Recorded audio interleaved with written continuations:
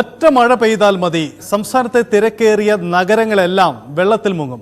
തലസ്ഥാന നഗരത്തിലെ വെള്ളക്കെട്ടിന് ഒരു പരിഹാരമുണ്ടായിട്ടില്ല എന്നതാണ് ഇന്നലെയും കഴിഞ്ഞ ദിവസങ്ങളിലുമുണ്ടായ അനുഭവം.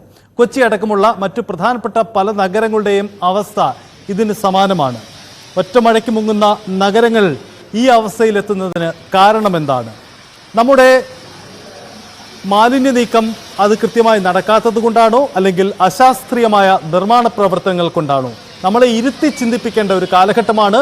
മൺസൂൺ ആരംഭിച്ചിട്ടില്ല. വലിയ മഴക്കെടുതി ഉണ്ടാക്കുന്ന, പ്രളയ സാധ്യത ഉണ്ടാക്കുന്ന വലിയ മഴകൾ വരാനിരിക്കുന്നു. പക്ഷേ അതിനു മുമ്പുണ്ടാവുന്ന ഒരു മഴയ്ക്ക് തന്നെ സംസ്ഥാനത്തിൻ്റെ നഗരങ്ങൾ ഇങ്ങനെയായി പൂർണ്ണമായി നിശ്ചലമായി വെള്ളക്കെട്ടുണ്ടാവുന്ന അവസ്ഥയിലേക്ക് എങ്ങനെ നീങ്ങുന്നു എന്നതാണ് പ്രധാനപ്പെട്ട കാര്യം.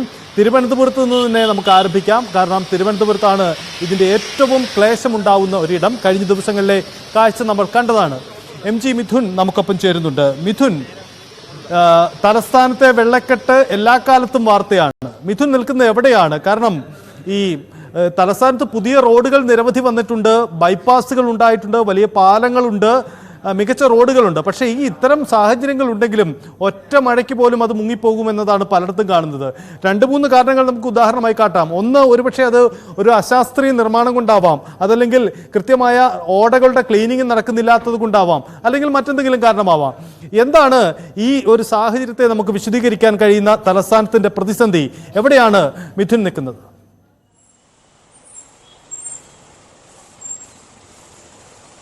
ഞാനിപ്പോൾ ഉള്ളത് ചാക്ക ബൈപ്പാസ് ആണ്. ചാക്കയിൽ നിന്ന് നഗരഹൃദയത്തിലേക്ക് പോകുന്ന പ്രധാനപ്പെട്ട പാതയാണ് നമ്മളിപ്പോൾ കാണുന്നത്. പക്ഷേ ഇപ്പോൾ ദൃശ്യങ്ങളിൽ കാണുമ്പോൾ ഒരു വെള്ളക്കെട്ട് അതിരൂക്ഷമായി നമുക്ക് കാണാൻ സാധിക്കുന്നില്ല എങ്കിൽ പോലും തന്നെ ഇപ്പോൾ നേരിയ മഴ മാത്രമാണ് തിരുവനന്തപുരം നഗരത്തിലും ഈ പ്രദേശങ്ങളിലും ഒക്കെ പെയ്യുന്നത്. ഒരുപക്ഷെ ഈ ഒരു നേരിയ മഴ കുറച്ചുകൂടി ശക്തി പ്രാപിച്ചാൽ ഈ മേഖലയൊക്കെ തന്നെ മുട്ടറ്റം വെള്ളം കയറുമെന്നുള്ള കാര്യമാണ്. അത് ഈ ഭാഗത്തുകൂടെ യാത്ര ചെയ്യുന്നവർക്കും ഒപ്പം തന്നെ ഈ പ്രദേശങ്ങളിൽ താമസിക്കുന്നവർക്കും, പ്രത്യേകിച്ച് തിരുവനന്തപുരം നഗരഹൃദയത്തിൽ താമസിക്കുന്ന പ്രധാനപ്പെട്ട ഇവിടെ നിന്നുള്ള ആളുകൾക്കെല്ലാം തന്നെ കൃത്യമായി ഈ കാര്യങ്ങൾ അവർ മുൻകാലങ്ങളിൽ കണ്ടിട്ടുള്ള ഒരു കാര്യം കൂടി തന്നെയാണ്. നമ്മളിപ്പോൾ കാണുന്ന പോലെ തന്നെ ഈ കാണുന്ന ഈ ഓട നിർമ്മാണം അത് കാലാകാലങ്ങളായി ഇവിടെ നടത്തിക്കൊണ്ടിരിക്കുകയാണ്. ഇപ്പൊ കഴിഞ്ഞ ദിവസമാണ് ഇതിന്റെ നിർമ്മാണ പ്രവർത്തനങ്ങൾ പൂർത്തീകരിച്ചത്. കാരണം ഇവിടെ നിന്ന് മുൻകാലങ്ങളിൽ ഇവിടെ നിന്ന് വെള്ളം കെട്ടി നിൽക്കുമ്പോൾ ഈ കാണുന്ന ഈ രീതിയിൽ ഈ വെള്ളം ഒഴുകിപ്പോകുന്നതിന് വേണ്ടിയുള്ള സംവിധാനം ഒരുക്കിയിട്ടില്ലായിരുന്നു. പക്ഷെ ഇപ്പോൾ നമുക്ക് കുറച്ചുകൂടി ദൃശ്യങ്ങളിലേക്ക് വന്നു കഴിഞ്ഞാൽ ഇപ്പോഴും ഇവിടെ മാലിന്യം കൊണ്ട് നിറഞ്ഞിരിക്കുകയാണ്. ഒരുപക്ഷെ ഇവിടെ ഇനി മഴ കൂടുതൽ ശക്തി പ്രാപിച്ചു കഴിഞ്ഞാൽ, വെള്ളം വന്നു കഴിഞ്ഞാൽ വെള്ളം ഒഴുകിപ്പോകാനുള്ള യാതൊരുവിധ സാധ്യതയില്ല എന്നുള്ളത് തന്നെയാണ്. മണ്ണ് കൊണ്ടും ഒപ്പം തന്നെ മാലിന്യം കൊണ്ടും കുമിഞ്ഞും കൂടിയിരിക്കുകയാണ്. അതുകൊണ്ട് തന്നെയാണ് ഇത്തരത്തിൽ വെള്ളം സുഗമമായി ഒഴുകിപ്പോകാനുള്ള പറ്റാത്ത രീതിയിലേക്ക് പോകുന്നത്. ഈ ഓട നിർമ്മാണം അത് വളരെ കാലങ്ങളായി ഇവിടെ തുടരുന്ന ഒരു പ്രതിസന്ധി തന്നെയായിരുന്നു. ഒപ്പം തന്നെ ഈ വെള്ളം ഈ ഓടയിലൂടെ ഒഴുകി സമീപത്തൊരു കനാലുണ്ട്. ആ കനാലിലേക്കാണ് ചെല്ലുന്നത്. കനാലിൽ നിന്ന് പാർവതി പുത്തനാറിലേക്കും കരമന ആറ്റിലേക്കും ഒക്കെയാണ് ഈ വെള്ളം ഒഴുകിപ്പോകാറ്. പക്ഷേ ആ കനാലിലേക്ക് ഒരു പക്ഷേ ഈ മാലിന്യമൊക്കെ നീക്കം ചെയ്തതിന് ശേഷം ഈ ഓട വഴി ഈ വെള്ളം ഒഴുകി കനാലിലെത്തിയാൽ പോലും തന്നെ കനാലിൽ നിന്ന് ഈ വെള്ളം ഒഴുകി പോകാൻ പറ്റാത്ത സാഹചര്യമുണ്ട്. അവിടെയും അവിടുത്തെ ദൃശ്യങ്ങളിലേക്കൊക്കെ നമുക്ക് ഉടൻ തന്നെ വരാമെന്ന് ഞാൻ പ്രതീക്ഷിക്കുന്നു. കാരണം അവിടെയും സമാനമായ സാഹചര്യം തന്നെയാണ്. മാലിന്യം കുമിഞ്ഞു കൂടി നിൽക്കുന്ന ഒരു സ്ഥിതിവിശേഷമാണ്. അതുകൊണ്ട് തന്നെ വെള്ളത്തിന് സുഖമായി ഒഴുകി പോകാൻ പറ്റത്തില്ല. അതുകൊണ്ട് തന്നെയാണ് ഇവിടെ അതിരൂക്ഷമായ വെള്ളക്കെട്ടുണ്ടാകാനുള്ള സാധ്യത. മറ്റൊന്ന്, ഇവിടുത്തെ നിർമ്മാണ പ്രവർത്തനം അശാസ്ത്രീയമായിട്ടുള്ള നിർമ്മാണ പ്രവർത്തനങ്ങൾ തന്നെയാണ്. കാരണം ബൈപ്പാസ് ആണ്. കൂടാതെ ഈ ഭാഗങ്ങൾ, ഞാൻ ഈ കാണിക്കുന്ന ഈ ഭാഗങ്ങൾ വലിയ രീതിയിൽ പൊക്കം ഉയർന്നു നിൽക്കുന്ന ഭാഗമാണ്. ഇവിടുന്ന് ഇങ്ങോട്ടാണ് നമ്മൾ ചാക്കയിൽ നിന്ന് പാളയത്തേക്ക് പോകുന്ന ഈ റൂട്ടിലേക്ക് വരുമ്പോൾ അത് താഴ്ന്ന പ്രദേശമാണ്. അവിടെ നിന്നും വെള്ളം ഒഴുകി വരും. കൂടാതെ തന്നെ ബൈപ്പാസിലൂടെ പോകുന്ന ഈ ഓവർബ്രിഡ്ജിന് മുകളിലൂടെ ഒഴുകിയെത്തുന്ന വെള്ളങ്ങൾ അതെല്ലാം ഒഴുകി ഈ മേഖലയിലേക്ക് തന്നെയാണ് എത്തുന്നത് എന്നുള്ളത് തന്നെയാണ്. കൃത്യമായി ഓടയിലേക്ക് പോകുന്നതിന് വേണ്ടിയുള്ള തരത്തിൽ ഏതെങ്കിലും തരത്തിലുള്ള ഒരു സജ്ജീകരണം ഏർപ്പെടുത്തിയിരുന്നുവെങ്കിൽ ഒരു പക്ഷേ അതിനൊരു സ്ഥായിയായിട്ടുള്ള പരിഹാരം കാണാമെന്ന് നമുക്ക് മനസ്സിലാക്കാൻ സാധിക്കുന്നു. കൂടാതെ തന്നെ ഈ 2 വശങ്ങളിൽ നിന്നും, അതായത് ഈ ബൈപ്പാസിന്റെ ഈ 2 വശങ്ങളിൽ നിന്നും ഉയരത്തിൽ നിന്ന് മുകളിൽ നിന്ന് വെള്ളം ഒഴുകി താഴേക്ക് പതിക്കാറുണ്ട്. മഴ കുറച്ചുകൂടെ രൂക്ഷമാകുമ്പോൾ ഇപ്പോൾ നേരിയ മഴ മാത്രമാണ് ലഭ്യമാകുന്നതെങ്കിലും അല്പസമയത്തിനകം തന്നെ മഴ കൂടുതൽ ശക്തി പ്രാപിച്ചാൽ അതിൽ ആ ഒരു കുറഞ്ഞ സമയം കൊണ്ട് തന്നെ ഇവിടെ വെള്ളം കയറുന്ന ഒരു സ്ഥിതിവിശേഷമുണ്ട്. ഒപ്പം തന്നെ നമ്മളിപ്പോൾ ദൃശ്യങ്ങളിൽ കാണുന്ന പോലെ തന്നെ അവിടെ നിന്നുമൊക്കെ തന്നെ വെള്ളം കുത്തിയൊലിച്ച് താഴേക്ക് ഒഴുകിയെത്തുകയും ചെയ്യും. അതെല്ലാം തന്നെ ഇവിടെ കെട്ടി കിടക്കുന്ന പതിവായിട്ടുള്ള ഒരു സംഭവം തന്നെയാണ്. കൂടാതെ സമീപത്ത് സ്കൂളുണ്ട്. അധ്യയന വർഷം തുടങ്ങാൻ ഇനി കുറച്ച് ദിവസങ്ങൾ മാത്രമേ ബാക്കിയുള്ളൂ. UP സ്കൂളാണ്, കൊച്ചുകുട്ടികൾ പഠിക്കുന്ന സ്കൂൾ കൂടിയാണ്. ഇവിടേക്ക് അവർ എത്തുമ്പോൾ ഈ സ്കൂളിന് മുമ്പിൽ പ്രധാന കവാടത്തിന് മുന്നിൽ മുട്ടറ്റത്തോളം വെള്ളത്തിൽ ആണ് ഈ വിദ്യാർത്ഥികളൊക്കെ പഠനത്തിനായി. മുൻകാലങ്ങളിൽ സമാനമായിട്ടുള്ള സാഹചര്യം നമ്മൾ ദൃശ്യങ്ങളിലൂടെ കാണിക്കുകയും ചെയ്തിട്ടുള്ള പ്രേക്ഷകരും ഒപ്പം തന്നെ ഇവിടുത്തെ പ്രദേശവാസികളും ഒക്കെ കണ്ടിട്ടുള്ള ഒരു പ്രശ്നം തന്നെയാണ്. കാരണം കുട്ടികളൊക്കെ ഈ വെള്ളത്തിലൂടെ, മുട്ടറ്റ വെള്ളത്തിലൂടെ, കാരണം വലിയ രോഗബാധകളൊക്കെ പിടിപെടാനുള്ള സാഹചര്യമുണ്ട്, എലിപ്പനി അടക്കമുള്ളവ പടർന്നു പിടിക്കാനുള്ള ഒരു സാഹചര്യമുണ്ട്. ആ ഘട്ടത്തിലാണ് ഇത്രയും മാലിന്യം കുമിഞ്ഞുകൂടിയിടത്ത് നിന്ന് ഒഴുകിയെത്തുന്ന ഈ വെള്ളം അതിലൂടെ കടന്നു പോകുന്നത്. ഒപ്പം തന്നെ അതിലൂടെ ഈ മുട്ട് അറ്റത്തോളം വെള്ളത്തോടെ നമ്മൾ അതിലേക്ക് സ്കൂളിലേക്ക് പോകുമ്പോൾ കൊച്ചുകുട്ടികൾക്കൊക്കെ തന്നെ വലിയ രോഗബാധ ഉണ്ടാകാനുള്ളൊരു സാഹചര്യം കൂടി നമ്മൾ മുന്നിൽ കാണേണ്ടതായിട്ടുണ്ട്. ഇനി കുറച്ച് ദിവസങ്ങൾ കൂടി മാത്രമേ ഉള്ളൂ കുട്ടികൾക്ക് സ്കൂളിലേക്ക് എത്താൻ.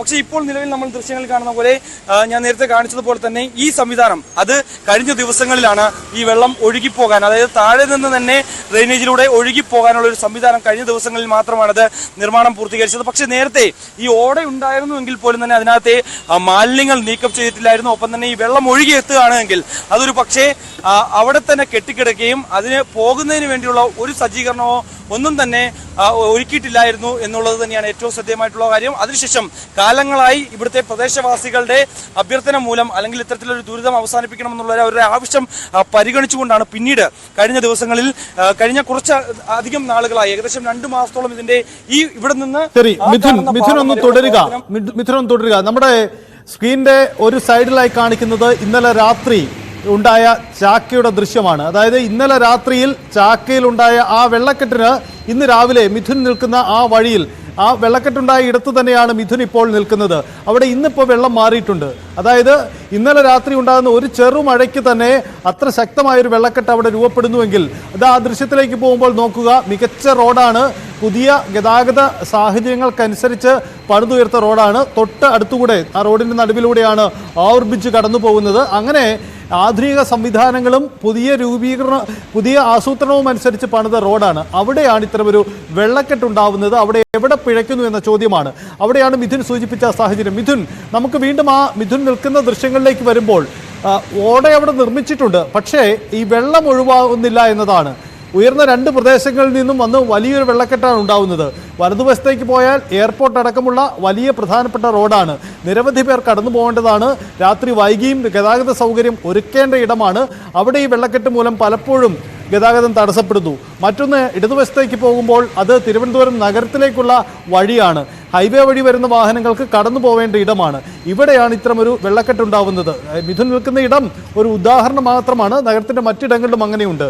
എന്താണ് അവിടുത്തെ ഒരു അശാസ്ത്രീയത കൂടുതൽ വ്യക്തമായി നമുക്ക് പറയാനാവുന്നത് മിഥുൻ?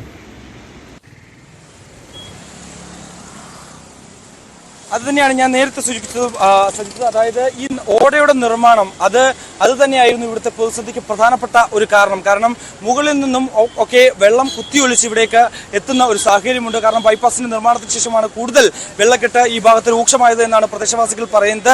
അന്നു മുതൽ തന്നെ ഇവിടെ ഓടയുണ്ട് എങ്കിൽ പോലും തന്നെ ഈ രീതിയിൽ നമ്മളിപ്പോൾ ദൃശ്യങ്ങൾ കാണുന്ന പോലെ തന്നെ ഈ റോഡിന് താഴേക്ക് തന്നെ അവിടുന്ന് വെള്ളം വരുന്ന ഒഴുകിപ്പോകാനുള്ള ഒരു സാഹചര്യം അത് നേരത്തെ ഒരുക്കിയിട്ടില്ലായിരുന്നു എന്നുള്ളത് തന്നെയാണ് ഏറ്റവും ശ്രദ്ധേയമായിട്ടുള്ള കാര്യം. പിന്നീട് പ്രദേശവാസികളുടെയും ഒക്കെ തന്നെ നാട്ടുകാരുടെയും ഒക്കെ തന്നെ നിരന്തരം ആവശ്യപ്പെട്ടതിനെ തുടർന്നാണ് ഈ ഒരു നിർമ്മാണ പ്രവർത്തനം. ആകെ നമുക്ക് തോന്നുന്നത് ഏകദേശം ഒരു 30 മുതൽ 40 മീറ്റർ വരെയാണ് ഈ ഓടയുടെ പ്രവർത്തനം നടത്തേണ്ടതായിട്ടുണ്ടായിരുന്നത്. പക്ഷേ ഏകദേശം 2 മാസക്കാലത്തോളം മഴ, കനത്ത വേനൽക്കാലമായിരുന്നു, കനത്ത വെയിൽ നിൽക്കുന്ന, കനത്ത ചൂട് അനുഭവപ്പെട്ടിരുന്ന ഒരു കാലം കൂടിയായിരുന്നു. ഈ കാലഘട്ടത്തിലൊക്കെ തന്നെ കൃത്യമായി പൂർത്തീകരിക്കാൻ പറ്റുന്ന, വളരെ കുറച്ച് സമയം കൊണ്ട് തന്നെ പൂർത്തീകരിക്കാൻ പറ്റുന്ന ഈ ഒരു നിർമ്മാണ പ്രവർത്തനമായിരുന്നു. അത് വളരെ നാളുകൾ നീണ്ടുപോവുകയും ചെയ്തു. പക്ഷേ അത് കഴിഞ്ഞ ദിവസങ്ങളിലൊക്കെ മഴയുണ്ടായതിനെ തുടർന്ന് പെട്ടെന്ന് ഇതിന്റെ പണി പൂർത്തീകരിച്ച് ഇവിടെ നിന്ന് നിർമ്മാണ പ്രവർത്തനങ്ങൾ നടത്തിയിരുന്ന ആളുകളൊക്കെ മടങ്ങിയായിരുന്നു എന്നാണ് പ്രദേശവാസികൾ പറഞ്ഞത്.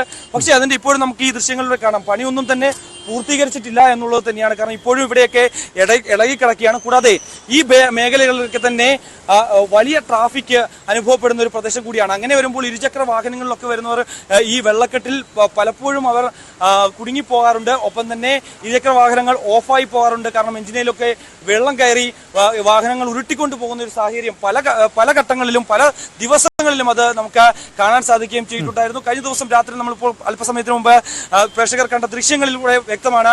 കഴിഞ്ഞ ദിവസം സമാനമായ സാഹചര്യം ഉണ്ടായിരുന്നു. ഇപ്പോൾ നിലവിൽ ഒരു നേരിയ മഴ മാത്രമാണ് ഇവിടെ അനുഭവപ്പെടുന്നത് കൊണ്ട് മാത്രമാണ് ഇവിടെ ഇത്തരമൊരു സാഹചര്യമുള്ളത്, വെള്ളക്കെട്ട് ഉണ്ടാകാത്ത ഒരു സാഹചര്യമുള്ളത്. എന്തായാലും ഇപ്പോഴും നിർമ്മാണ പ്രവർത്തനങ്ങൾ പൂർത്തീകരിച്ചിട്ട് പോലും നിലവിൽ ഇവിടുത്തെ വെള്ളക്കെട്ടിനൊരു ശമനം ഉണ്ടാകുന്നില്ല എന്നുള്ളത് തന്നെയാണ് കഴിഞ്ഞ ദിവസത്തെ ആ വെള്ളക്കെട്ടിലൂടെ നമുക്ക് ആ ദൃശ്യങ്ങളിലൂടെ നമുക്ക് മനസ്സിലാക്കാൻ സാധിക്കുകയും ചെയ്യുന്നത്. ഇപ്പോഴും മാലിന്യം പൂർണ്ണമായും അത് മാറ്റാനും അല്ലെങ്കിൽ അതെടുത്ത് കളയാനും ഇതുവരെയും അധികൃതർക്ക് സാധിച്ചിട്ടില്ല. ഞാൻ നേരത്തെ സൂചിപ്പിച്ചപ്പോൾ തന്നെ തൊട്ടടുത്തുള്ള ആ ഒരു കനാലിലേക്കാണ് ഈ വെള്ളം ഒഴുകിയെത്തേണ്ടത്. ഇവിടെ നിന്ന് സുഗമമായി പോകേണ്ട ഒരു സാഹചര്യം ഒരുക്കി കൊടുത്താൽ പോലും അവിടുത്തെ ഉള്ള മാലിന്യം അത് നീക്കം ചെയ്താൽ മാത്രമേ കൃത്യമായി ആ വെള്ളത്തിന് ഒഴുക്ക് സാധ്യമാകൂ. അങ്ങനെയെങ്കിൽ മാത്രമേ ഇവിടുത്തെ ഒരു പ്രശ്നം അത് ഒരു പരിധി വരെയെങ്കിലും പരിഹരിക്കാൻ സാധിക്കൂ എന്നുള്ളത് തന്നെയാണ് നമുക്ക് ഇവിടെ നിന്ന് മനസ്സിലാക്കാൻ സാധിക്കുന്നത്. എന്തായാലും കൃത്യമായ അശാസ്ത്രീയമായിട്ടുള്ള നിർമ്മാണ പ്രവർത്തനങ്ങൾ, ഒപ്പം തന്നെ മാലിന്യം കൃത്യമായി നീക്കം ചെയ്യുന്നില്ല തുടങ്ങിയ പ്രശ്നങ്ങൾ തന്നെയാണ് ഈ ചാക്കയിലെ ഈ പ്രധാനപ്പെട്ട നഗരവുമായി ബന്ധിപ്പിക്കുന്ന ബൈപ്പാസുമായി ബന്ധിപ്പിക്കുന്ന പ്രധാനപ്പെട്ട പാതയിലെ ഇത്രയും ഒരു സ്ഥിതിവിശേഷം ഉണ്ടാകാനുള്ള സാഹചര്യം ഒരുത്തത്. അത് അങ്ങേറ്റം അശാസ്ത്രീയത ഈ റോഡ് നിർമ്മാണത്തിൽ നിലനിൽക്കുന്നു എന്നതാണ് മിഥുൻ സൂചിപ്പിക്കുന്നത്. തിരുവനന്തപുരത്തെ ഒരു പ്രധാനപ്പെട്ട ഇടമാണ്, പക്ഷേ തലസ്ഥാനത്തിൻ്റെ പല ഇടങ്ങളിലും സമാനമായ സാഹചര്യമാണ്.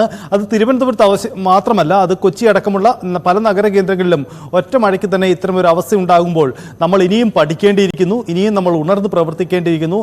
അധികൃതർക്ക് മുന്നിൽ ചോദ്യചിഹ്നമാവുന്ന അല്ലെങ്കിൽ അവർക്ക് മുന്നിൽ ഉത്തരം പറയേണ്ട ഒരു പ്രധാനപ്പെട്ട വിഷയമായി കൂടി ഇത് മാറുന്നു എന്നതാണ്. വരാനിരിക്കുന്ന മഴക്കാലത്തെ നമ്മൾ എങ്ങനെ നേരിടുമെന്ന് കൂടി കാണാം.